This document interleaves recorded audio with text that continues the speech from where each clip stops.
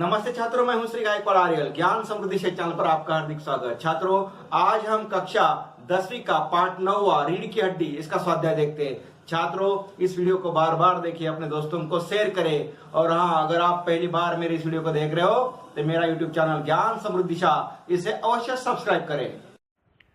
छात्रों, ये जो स्वाध्याय है ये कृति पत्रिका पर आधारित है।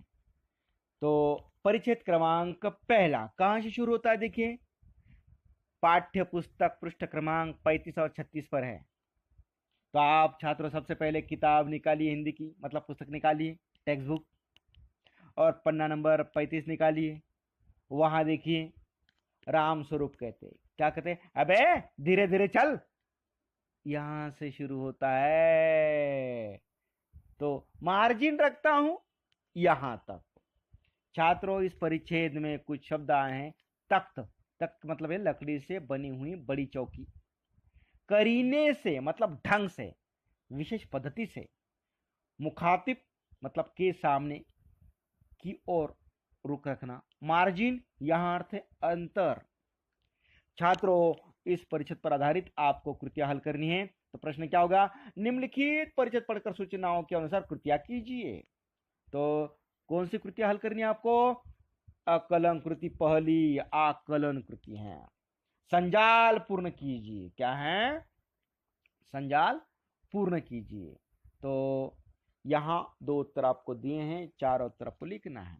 रिश्ते, क्या करना है आपको? रिश्ते लिखने हैं। राम स्वरूप उमा, रिश्ते राम स्वरूप उमा एक दूसरे के कौन है? शंकर गोपाल प्रसाद एक कौन है? पति पत्नी कौन है? और नौकर मालिक कौन है? तो यहां आपको वो चौकट पूरी करनी है, संजाल पूर्ण करना है। तो कैसा होगा? जो पहली है राम स्वरूप उमा, राम स्वरूप और उमा कौन है?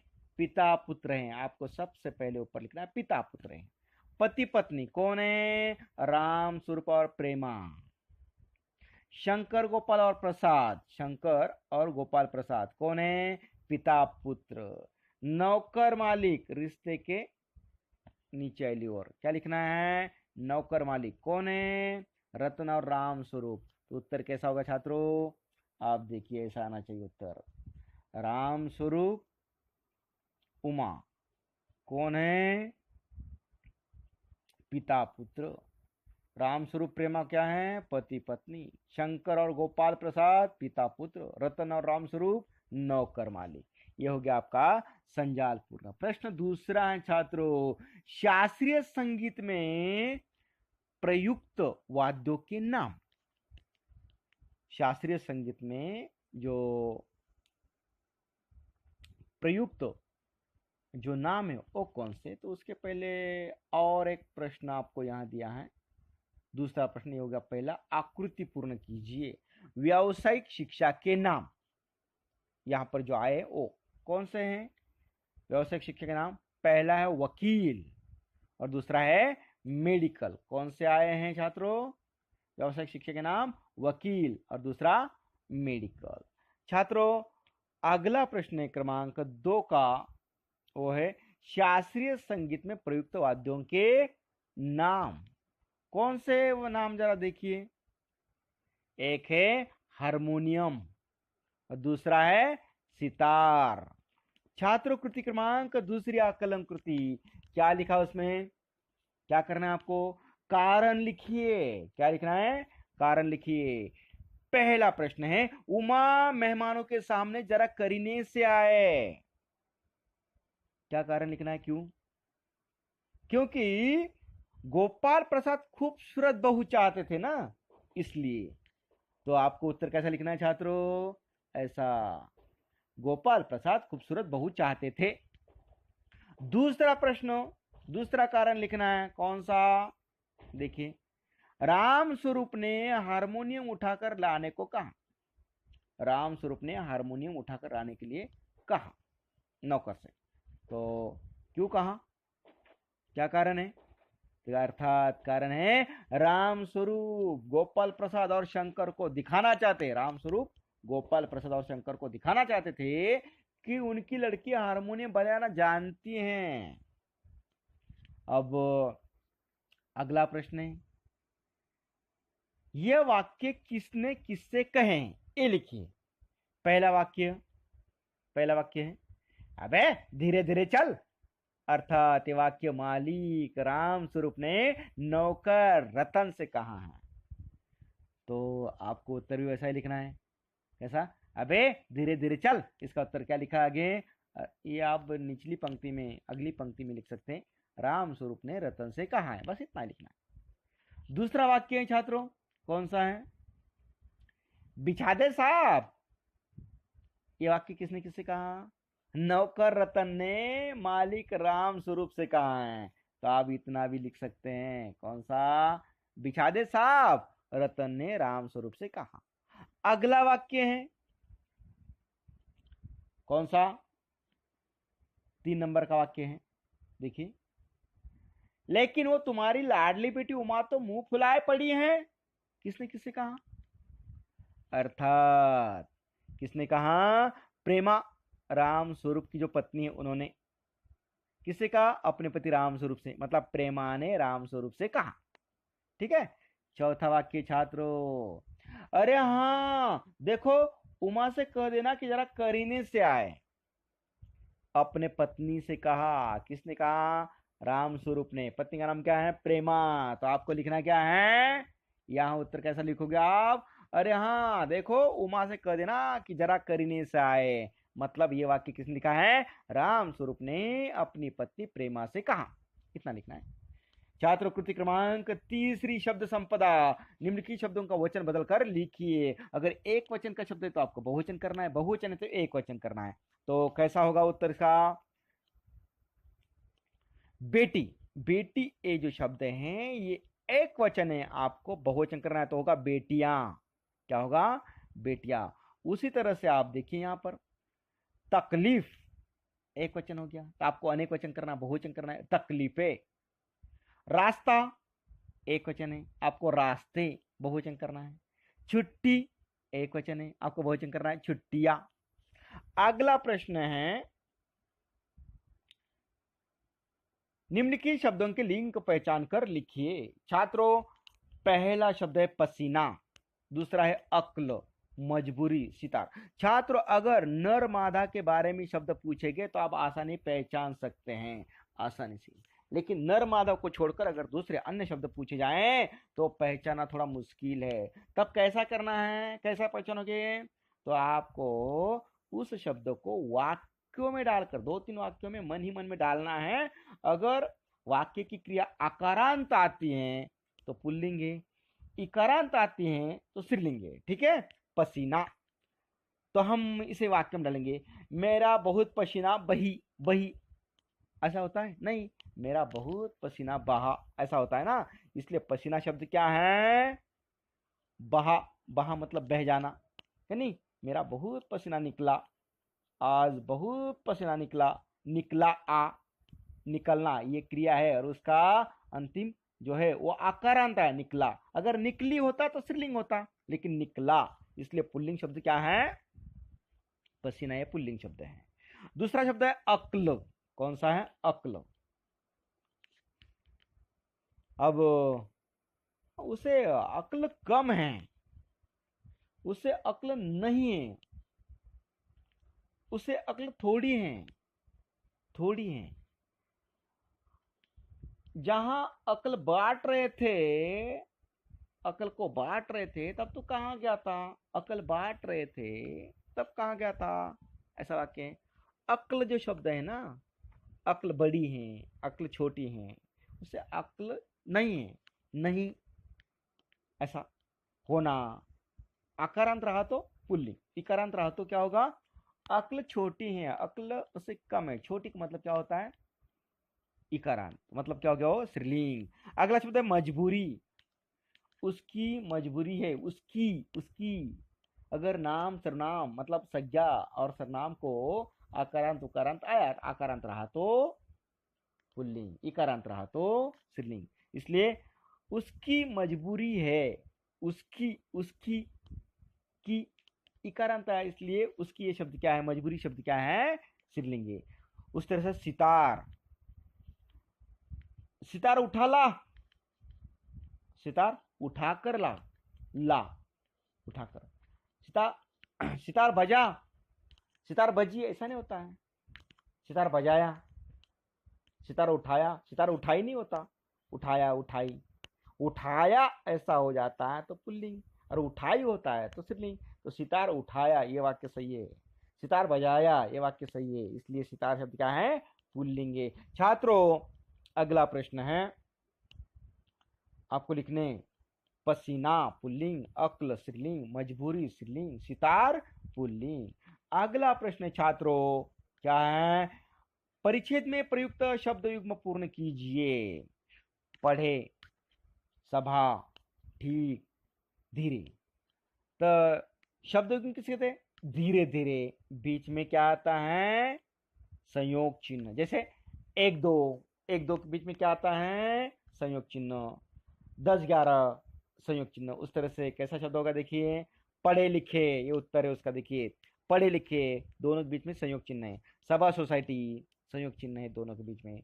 ठीक ठाक इसके बीच में संयोग चिन्ह है। धीरे धीरे संयोग चिन्ह है। छात्रों कृति क्रमांक 34 स्वमत, अपने मत से भी आप आपके विचार लिख सकते हैं। राम स्वरूप अपनी बेटी की उच्च शिक्षा की बात छिपाते हैं, उसे अपनी मजबूरी बताते हैं, इस विषय पर अपने विचार लिखिए। आप उत्तर अपने मन से भी लिख सकते हैं, वो भी सही होगा। यहाँ उदाहरण के तौर पर दिया है, राम स्वरूप एक अच्छे पिता हैं, उमा उनकी इकलौती पुत्री हैं, वे शिक्षा के प्रति उनका भाव, उनके विचार अच्छे हैं, इसलिए वे स्त्री शिक्षा के पक्षधर हैं, पक्ष में हैं, इसलिए उमा को बीए तक पढ़ाते हैं। वे उमा का विवाह एक शिक्षित परिवार के सुशिक्षित युवक से करना चाहते। ये नाटक जिस दौरे में लिखा गया उस समय सभी लोग स्त्री शिक्षा को महत्व नहीं देते, आवश्यक नहीं समझते। लोगों की नजरों में बहू की उच्च शिक्षा घरेलू जीवन में व्यवधान थी, मतलब कुछ काम की नहीं। परिणाम स्वरूप जहां कहीं भी वे विवाह संबंध के लिए बात करते, बेटी की उच्च शिक्षा बाधा बन जाती थी। वहीं भी और कहीं भी विवाह निश्चित न हो पाने के कारण राम स्वरूप परेशान हो जाते हैं और मजबूर होकर उमा के बीए तक पढ़े होने की बात छिपाने का रास्ता चुनते हैं। स्वयं खुद प्रगतिशील विचारों का होते हुए भी विवाह योग्य लड़की का पिता होने के कारण राम स्वरूप को व्यवस्थावश रूढ़िग्रस्त लोगों के सामने झुकना पड़ता है, यही उनकी मजबूरी है।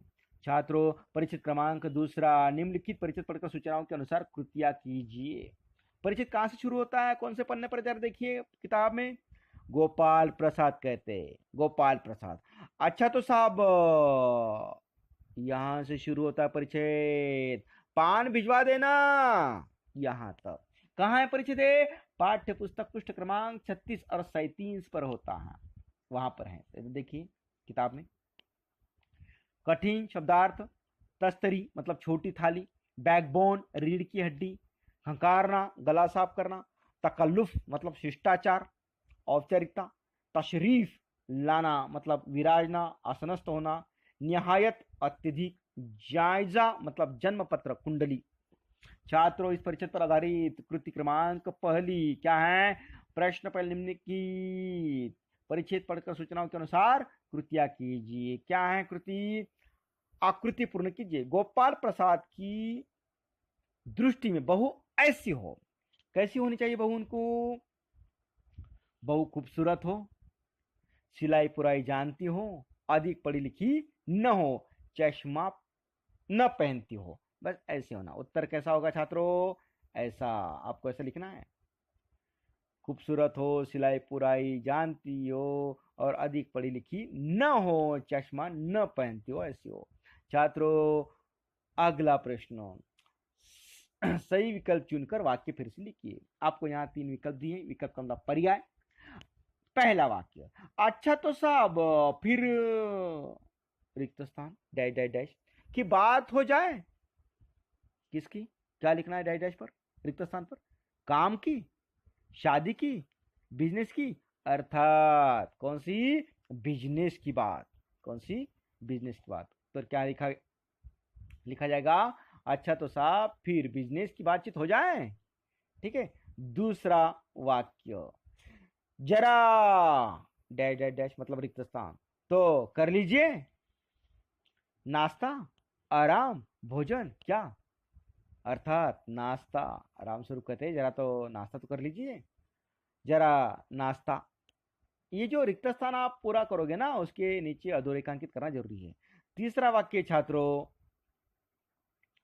ब्याह तय करने आए हो, डैश डैश डैश मतलब रिक्त स्थान, सीधी करके बैठो क्या, गर्दन, कमर, टांगे क्या, अर्थात उत्तर है कमर। आपको कमर इस शब्द को रिक्त स्थान में लिखना है और उसके नीचे अधोरेखांकित करना है।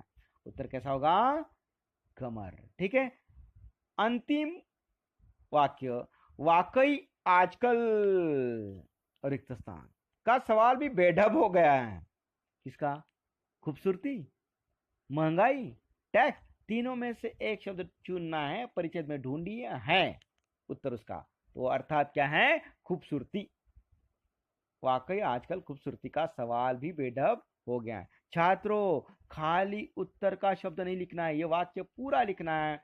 वो शब्द भर देने के बाद उसे अधोरेखांकित करना है, ध्यान रहे। कृति क्रमांक 2, गलत वाक्यों को सही करके फिर से लिखिए। गलत वाक्य कौन सा है, पहला वाक्य, ये तो मेरी बड़ी तकदीर है कि आप मेरे यहां ठहरेंगे, तो इसका उत्तर कैसा होगा, ठहरेंगे। इसके बदले क्या लिखेगा लिखा जाएगा, तशरीफ लाए, ये लिखना है। ये तो मेरी बड़ी तकदीर है कि आप मेरे यहाँ तशरीफ लाए, तो उत्तर कैसा लिखना है आपको छात्रों, ऐसा लिखना है। देखिए उत्तर में, ये तो मेरी बड़ी तकदीर है कि आप मेरे यहाँ तशरीफ लाए। ठीक है, उसके नीचे अधोरेखांकित करना है। दूसरा वाक्य है, सुना है सरकार अब ज्यादा जमीन खरीदने वालों पर टैक्स लगाएगी, तो क्या है उत्तर में, चीनी। उत्तर देखिए, सुना है सरकार अब ज्यादा चीनी, चीनी यानी कि शक्कर लेने वालों पर टैक्स लगाएगी। ठीक है, उसे अधोरेखांकित करना है। छात्रों, प्रश्न दूसरा, घटना के अनुसार वाक्यों का उचित क्रम लगाकर लिखिए। यहाँ 4 वाक्य दिए छात्रों, ये 4 वाक्य आपको उनका क्रम बदल कर दिए हैं, ऊपर नीचे क्रम कर दिया है। आप परिचित को पढ़ना शुरू कर दीजिए और पढ़ते पढ़ते जो पहला, ये चारों में से जो पहला वाक्य आएगा ना, उसे उत्तर में नंबर 1 पर लिख दीजिए। परिचित पढ़ते रहिए, बाद में 2 नंबर पर जो वाक्य आएगा पढ़ते पढ़ते आगे, उसे 2 नंबर पर लिख दीजिए। दूसरा वाक्य लिख दिया, परिचित को पढ़ते रहिए, पढ़ते पढ़ते दूसरे के बाद जो वाक्य आएगा उसे 3 नंबर पर लिख दीजिए। और हाँ, जो बाकी बचा है चारों में से, उसे 4 नंबर पर लिख दीजिए। या परिचित पढ़ते पढ़ते जो अंतिम वाक्य आएगा परिचित में चारों में से, वो अंतिम स्थान मतलब 4 नंबर पर लिख दिए। कैसे होंगे वाक्य 4, देखिए उनका क्रम कैसा है, पहले कौन सा वाक्य आता है, दूसरा कौन सा, तीसरा कौन सा है। परिचित पढ़ते हुए पहला वाक्य हमें मिला है, तुम्हारे दोस्त ठीक कहते हैं कि शंकर की बैकबोन। दूसरा वाक्य है, पढ़ते पढ़ते आपको विलायती चाय पसंद है या हिंदुस्तानी। तीसरा वाक्य है, शादी तय करने में खूबसूरती का हिस्सा कितना होना चाहिए। और अंतिम चौथा वाक्य है, पढ़ते पढ़ते परिचित को ठाकुर जी के चरणों में रख दिया है। छात्रों, कृति क्रमांक 3 निम्नलिखित शब्दों के विरुद्धार्थी मतलब विरुद्धार्थी के लिए शब्द, विपरीत अर्थ के शब्द, विलोम शब्द, ऐसा भी आ सकता है। विलोम शब्द हो तो भी ऐसा ही लिखना है, विरुद्धार्थी हो तो यही लिखना है, और विपरीत अर्थ के हो तो भी यही लिखना है।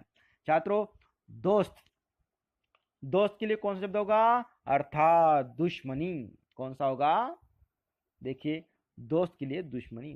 आमदनी, खर्च, उसके लिए विरुद्धार्थ कौन सा है, खर्च। मुश्किल, उसके विरुद्धार्थी है आसान।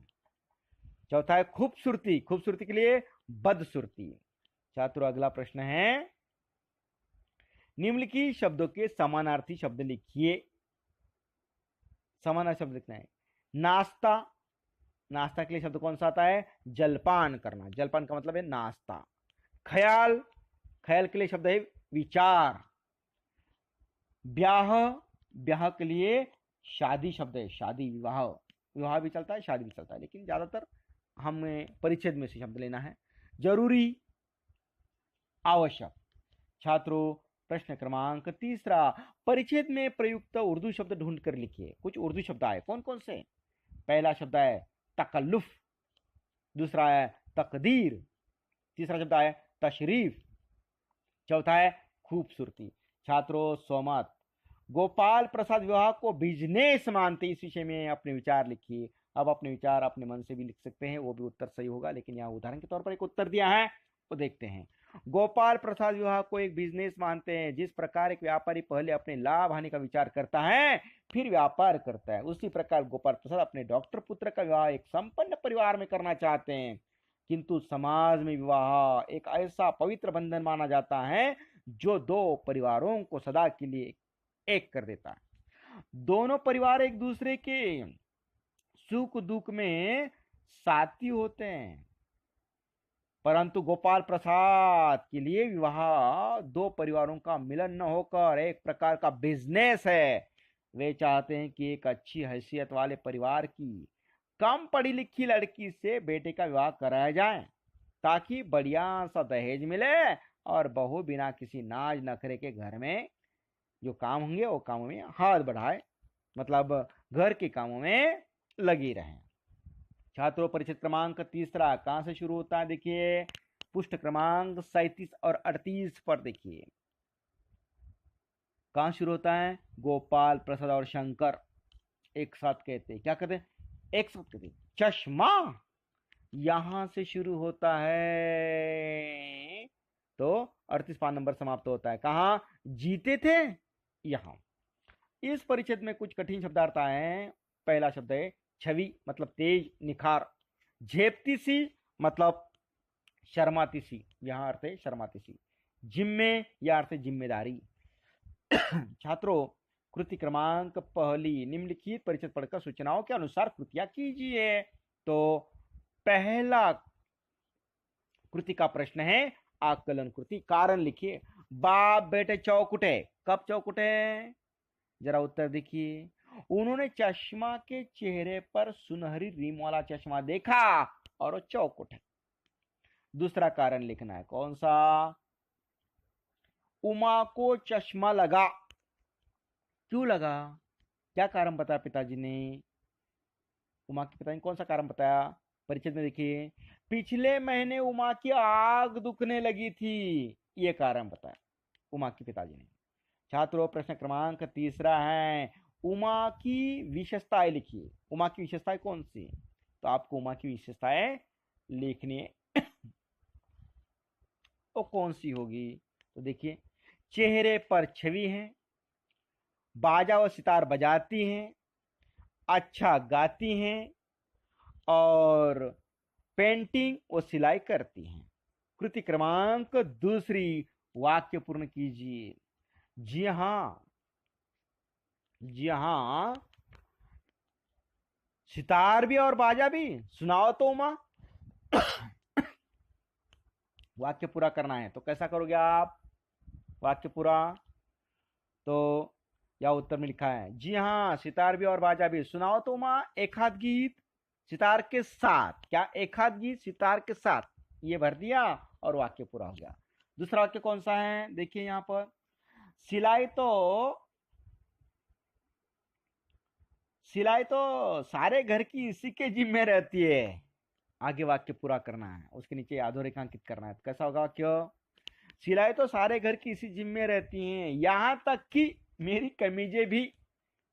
यहां आपको पूरा करना है ये, यहां तक कि मेरी कमीजें भी। ऐसा खाली उत्तर लिखना नहीं है, आपको पूरा उत्तर लिखकर जो भर दिया है उत्तर, उसे अधोरेखांकित करना है। छात्रों, अगला प्रश्न है, विधानों के सामने सत्य असत्य लिखिए। पढ़ाई वढ़ाई की वजह से तो नहीं है ना कुछ, ऐसा वाक्य है कि उसमें? जरा देखिए तो, अगर है तो सत्य है, नहीं है तो असत्य है। आपको सत्य असत्य लिखना है, तो उत्तर क्या होगा? जरा देखिए तो क्या होगा? अर्थात असत्य वाक्य है। कौन सा है? असत्य। देखिए क्या है, पहला वाक्य असत्य। दूसरा वाक्य, आपके लड़के सितार अच्छा बजाती हैं, ये वाक्य सत्य है असत्य? असत्य वाक्य। कौन सा है? असत्य। तीसरा वाक्य, तो तुमने पेंटिंग वेंटिंग भी सीखी है, अर्थात ये वाक्य सत्य है। क्या है? सत्य। चौथा वाक्य, हाँ बेटी तुमने कुछ इनाम बिनाम भी जीते थे, ये वाक्य है सत्य। छात्रों कृति क्रमांक तीसरी, शब्द संपदा। निम्नलिखित शब्दों का वचन बदल कर लिखिए। अगर एक वचन है तो आपको क्या करना है? बहुवचन करना है। पहला शब्द है दीवार, दूसरा महीना और कमीज आंखें।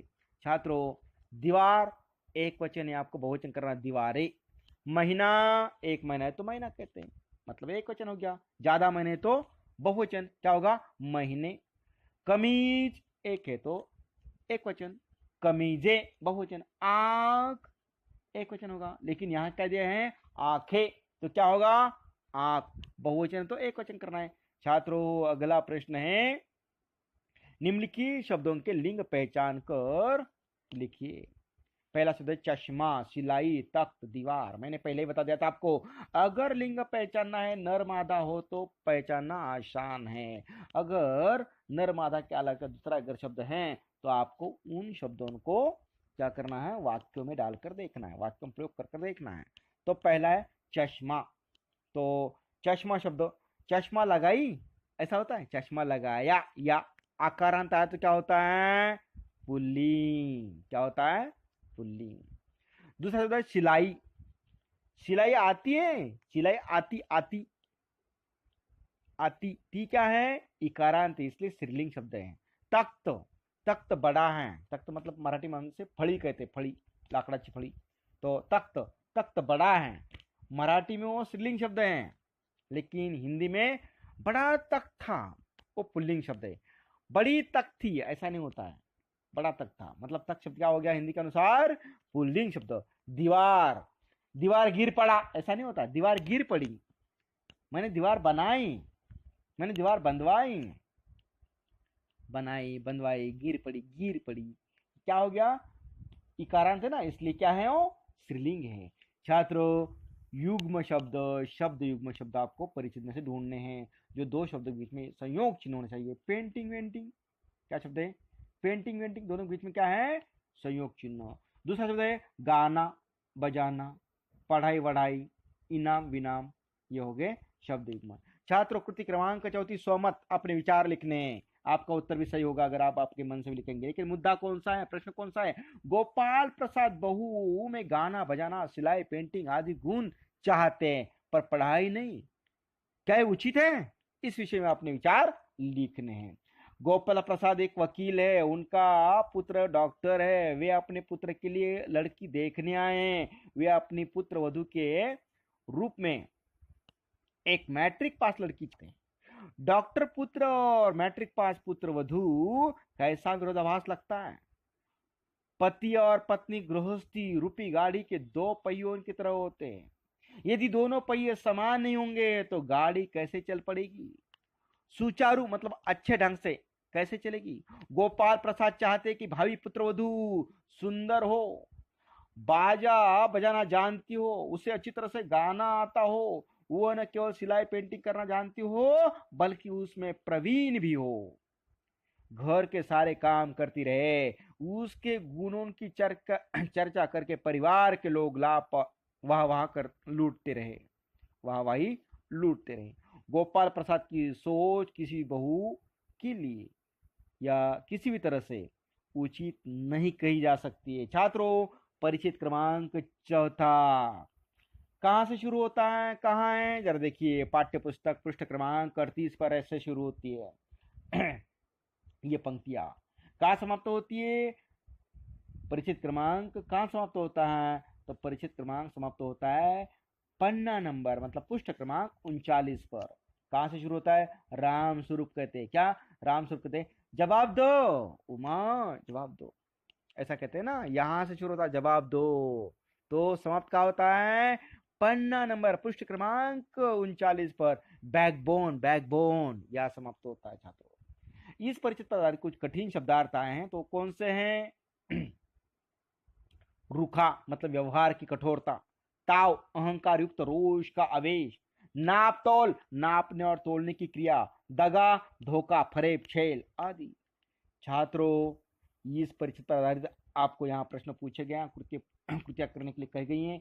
निम्नलिखित परिच्छेद पढ़कर सूचनाओं के अनुसार कृतियां कीजिए। आपको कृतियां हल करनी है। पहली कृति है आकृति पूर्ण कीजिए। पहली कृति कौन सी है? आकृति पूर्ति जो आकृति है या संजाल पूर्ण कीजिए ऐसा। तो पहला प्रश्न है, दुकानदार इनसे कुछ नहीं पूछता। किससे नहीं पूछते हैं? कुर्सी में से कुछ नहीं पूछते। किससे? दुकानदार इनसे कुछ नहीं पूछता। किनसे?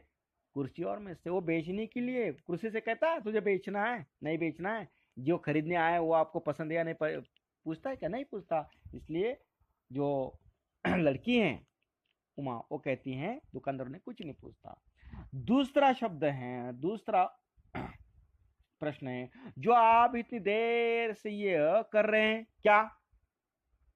लड़की कह रही है शंकर को और उनके पिताजी को, क्या करें? नाप तोल। जो आप अपनी इतनी देर से नाप तोल कर रहे हो, तो क्या लिखना है आपको उत्तर में? नाप तोल। तीसरा वाक्य छात्रों, क्या हम लड़कियों की ये नहीं होती? क्या हम लड़कियों की ये नहीं होती? क्या नहीं होती? बेइज्जती। शब्द क्या लिखना है आपको? बेइज्जती। क्या हम लड़कियों की बेइज्जती नहीं होती? तो आपको लिखना है बेइज्जती। चौथा शब्द है बाबू राम स्वरूप, आपने मेरे साथ ये किया है। क्या किया है? दगा, मतलब धोखा। यहां वो कहते हैं बाबू राम स्वरूप आपने मेरे साथ ये किया है। क्या किया है? दगा। आपको लिखना है दगा। छात्रों, प्रश्न क्रमांक दूसरा है। अगला कौन सा प्रश्न है? नीचे दिए गए शब्दों के आधार पर प्रश्न बनाइए। नीचे दिए गए शब्दों के आधार पर प्रश्न बनाइए। कैसे बनाने हैं प्रश्न देखिए। शंकर और उमा शब्द पर बनाने हैं। तो प्रश्न कैसा होगा? पहला, नौकरानी के पैरों में पड़कर मुंह छिपाकर कौन भागा था? अर्थात उत्तर है शंकर। ऐसा प्रश्न बनाना है, निर्माण करना, जिसका उत्तर शंकर आना चाहिए। तो आपको उत्तर लिखना नहीं, प्रश्न निर्माण करना है। अगला शब्द है कौन सा? उमा। कौन बीए पास है? अर्थात उमा। तो आपको लिखना है कौन बीए पास, इतना लिखना है। छात्रों, कृति क्रमांक 2 संजाल पूर्ण कीजिए। क्या लिखना है? संजाल में उत्तर भरने हैं। उमा ने गोपाल प्रसाद से ये कहा। उमा ने गोपाल प्रसाद से क्या कहा? जरा और लिखना है आपको। क्या क्या कहा है देखिए। जी हाँ, मैं कॉलेज में पढ़ी हूं। और लिखा है, और कहा है कोई चोरी नहीं की। और कहा है मैंने बीए पास किया है। और कहा है कोई पाप नहीं किया। छात्रों, अगला प्रश्न है, उत्तर लिखिए। और वो उत्तर लिखना है कारण में। कारण लिखिए। शंकर नौकरानी के पैरों में पड़कर मुंह छिपाकर भागा। क्यों भागा? उत्तर है शंकर लड़कियों के हॉस्टल में ताक झांक करता पकड़ा गया था, इसलिए बचने के लिए वहां की जो नौकरानी है झाड़ू पोछा लगाने वाली, उसके पांव पकड़कर वो विनती करके भागा। तो उत्तर क्या होगा उसका? प्रश्न शंकर नौकरानी के पैरों में पड़कर मुंह छिपा को भागा, उसका कारण। दूसरा कारण लिखना है उमा को गुस्सा है। उमा को गुस्सा क्यों आया? क्यों आया? गोपाल प्रसाद उमा के चश्मे, उनके गाने बजाने, पेंटिंग सिलाई और उसकी पढ़ाई आदि के बारे में एक के बाद एक प्रश्न करते जा रहे हैं ना, इसलिए बहुत माप तोल कर पूछ रहे, इसलिए गुस्सा आया। छात्रों, कृति क्रमांक 3 शब्द संपदा कृदंत बनाइए। कृदंत किसे कहते हैं? तद्धित किसे कहते हैं? ये समझना बहुत जरूरी है। छात्रों, जो क्रिया शब्द होते हैं उसे अगर कोई जोड़ प्रत्यय लगा जाता है, ये ध्यान रहे विशेष। कृदंत किसे कहते हैं? क्रिया को अगर कोई प्रत्यय लगा जाता है तो उसे कहते हैं कृदंत शब्द। और क्रिया छोड़कर अन्य शब्दों को अगर कोई प्रत्यय लगता है उसे कहते हैं तद्धित शब्द। जैसे कृदंत शब्द मैं बताता हूं, भागना, जिसे ना लगता है, भागना, खेलना, दौड़ना, भागना, ये जो होता है ना, ना लगता है उसे, वो क्रिया होते हैं, उसे क्रिया कहते हैं। भागना एक क्रिया है, लेकिन भागकर, भाग ये जो मुख्य धातु है उसे कर प्रत्यय लगा, इसलिए भाग कर जो शब्द है वो क्या है, कृदंत शब्द है। यहाँ आपको क्रिया दी पढ़ना, तो उत्तर पढ़कर, पढ़ाई, ऐसा होता है। समझते हैं आप? उस तरह से कृदंत बनाना है। समझना, समझदार, ऐसा होता है। सीना, चाहना, तो क्या होगा उत्तर, जरा ध्यान से देखिए कैसे होंगे। पढ़ना, पढ़ाकू भी चलता है, पढ़कर भी चलता है, पढ़ाई भी चलता है। ध्यान रहिए, आप पढ़ाकू दिया है ये भी चलेगा। समझदार, समझदार, समझदारी, समझना, ये क्रिया की एक कृदंत शब्द बनते हैं। सीना, जो कपड़े सीते हैं ना उसे सीना मतलब सीने वाला, सिलाना है ना, एक क्रिया है ना लगे तो। चाहना मतलब चाहत, चाहने वाला, ये भी चलता है। ठीक है, चाहने वाला लिख दिया तो भी चलेगा। अगर देखिए ना कैसे लगता है, मैं तद्धित शब्द बताता हूं आपको। अगर आपको शब्द दिया दूध और कहा कि उसका कृदंत बनाइए, दूध ना, ऐसा होता नहीं है। इसलिए दूध जो शब्द है वो कृदंत शब्द नहीं है, वो क्रिया नहीं, इसलिए कृदंत शब्द उसका बन नहीं सकता। ठीक है, गावना, गाव शब्द है। गाव वाला, दूध वाला, ये जो शब्द क्या है, कृदंत शब्द है। ध्यान रहे, कृदंत ये तद्धित शब्द है। कौन से, गाव वाला, दूध वाला, एक तद्धित शब्द है। और जो क्रिया होती है, क्रिया को अगर कोई प्रत्यय लगे तो होते हैं कृदंत शब्द। जैसे यहाँ पढ़ना, पढ़ा, पढ़ना, पढ़ाने वाला, पढ़ाई, पढ़कर, ये सब चलते हैं। ठीक है, अगला शब्द है, प्रश्न है, परिच्छेद में प्रयुक्त अंग्रेजी शब्द ढूंढ कर लिखिए। तो कौन कौन से शब्द अंग्रेजी परिच्छेद में, पेंटिंग, कौन से हैं, पेंटिंग, बैकबोन, हॉस्टल, मैट्रिक, ये अंग्रेजी शब्द है। छात्रों अगला प्रश्न है, परिच्छेद में प्रयुक्त प्रत्ययुक्त, प्रत्युक्त शब्दों से मूल शब्द और प्रत्यय अलग करके लिखनी है। प्रत्यय किसे कहते हैं, मूल शब्द को, मूल शब्द के बाद जो शब्द या कुछ वर्ण जोड़े जाते हैं उसे कहते हैं प्रत्यय। जैसे यहां आप देखिए उदाहरण के तौर पर कौन शब्द है, दुकानदार, शब्द कौन सा, दुकान, दुकानदार, तो मूल शब्द कौन सा, दुकान, उसे दार ये प्रत्यय लगा है। समझा आप? दूसरा शब्द है कायरत, कायरत मतलब कायरता, कायरता, कायर ये मूल शब्द है, उसे ता प्रत्यय लगा है। दूसरा शब्द है नौकरानी, नौकर ये मूल शब्द है, नौकर आनी, नौकरी शब्द को आने प्रत्यय लगा है। बेइज्जती, बेइज्जत ये मूल शब्द है, ई उसे प्रत्यय लगा है, इसलिए हो गया बेइज्जती। छात्रों अगला प्रश्न है, शब्द युग्म पूर्ण कीजिए। सीधा शब्द दिया है, वो अधूरा शब्द है, आपको पूरा करना है। जैसे धीरे धीरे होता है ना, उस तरह से सीधा साधा क्या होगा, सीधा साधा, लेकिन उसके बीच में क्या होना है, संयोग चिन्ह जो यहाँ पर दिया, छोटी आड़ी जो रेखा है ना उसे कहते हैं संयोग चिन्ह। छात्रों कृति क्रमांक 34 स्वमत अभिव्यक्ति अपने मन से आप लिख सकते हैं। उमा को गोपाल प्रसाद की किन बातों पर गुस्सा आया है, क्या वो उचित था, इस विषय पर अपने विचार लिखिए। गोपाल प्रसाद अपने डॉक्टर लड़के के विवाह के लिए उमा को देखने आते, वे स्वयं वकील है परंतु उन्हें पुत्र वधू केवल मैट्रिक पास चाहिए। गोपाल प्रसाद का मानना है कि स्त्रियों का काम केवल घर संभालना होता है।